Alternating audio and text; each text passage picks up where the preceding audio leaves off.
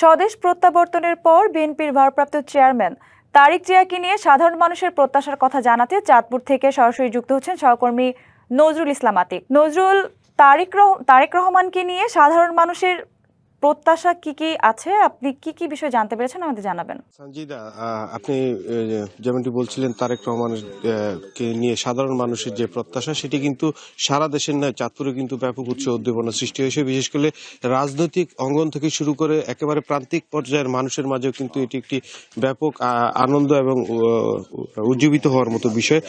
আমি এখন চাঁদপুর 13 নং ওয়ার্ডের একটি প্রত্যন্ত এলাকায় রয়েছে এবং সেখানে সাধারণ মানুষের সাথে আমি কথা বলেছি। তারা কিন্তু নানান প্রত্যাশা করছেন যে তারেক রহমান দেশে ফেরার পর। বিশেষ করে অনেকেই ভাবছেন যে দেশের রাজনৈতিক অঙ্গনে কিন্তু একটি ব্যাপক পরিবর্তন আসবে এই তারেক রহমানের স্বদেশ প্রত্যাবর্তনকে ঘিরে।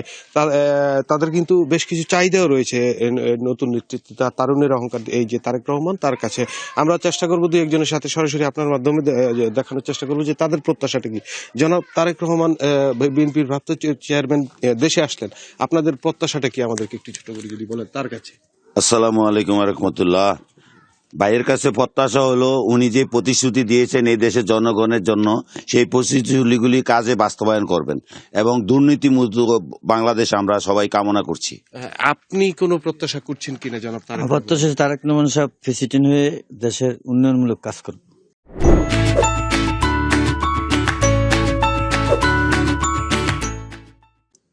আরো দুই একজনের সাথে আমরা কথা বলার চেষ্টা করব। আপনার কি ধরনের প্রত্যাশা তারেক রহমানের কাছে এবং কোনো প্রত্যাশা আছে কিনা সেই বিষয়ে যদি বলেন। আমাদের যে 11 দফা দাবি 31 দফা দাবি দিচ্ছে, দাবিগুলি বাস্তবায়ন করা হোক, দেশের দুর্নীতি মুক্ত হোক, চাঁদাবাজি সন্ত্রাসী এগুলি দুর্নীতি মুক্ত হোক। আপনি কিভাবে দেখছেন? আপনি তো বয়োজ্যেষ্ঠ একজন মানুষ, তারেক রহমান দেশে ফিরল, বিষয়টাকে আপনি কিভাবে দেখছেন? ভালোই দেখছি। আপনারা কি প্রত্যাশা করছেন তার কাছে? আমরা প্রত্যাশা করতেছি দেশ সুন্দর করে চলক, এটি আঙ্গ কামনা।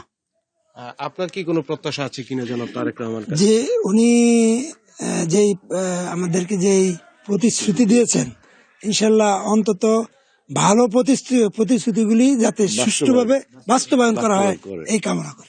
সঞ্জিদা, শুনছিলেন মূলত প্রত্যেকেরই একই চাওয়া যে বিএনপি যে 31 দফা দাবি দিয়েছিলেন সেই 31 দফা যদি বাস্তবায়ন করা হয় একটি ইনসাফ ভিত্তিক শান্তিপ্রিয় বাংলাদেশ গঠন করা সম্ভব হলে বলে মনে করছেন সাধারণ মানুষ, এবং সেই প্রতিশ্রুতিগুলো বাস্তবায়ন কিন্তু এই মানুষগুলো দেখতে চায় এবং দুর্নীতি মুক্ত বাংলাদেশ সবাই দেখতে চায়।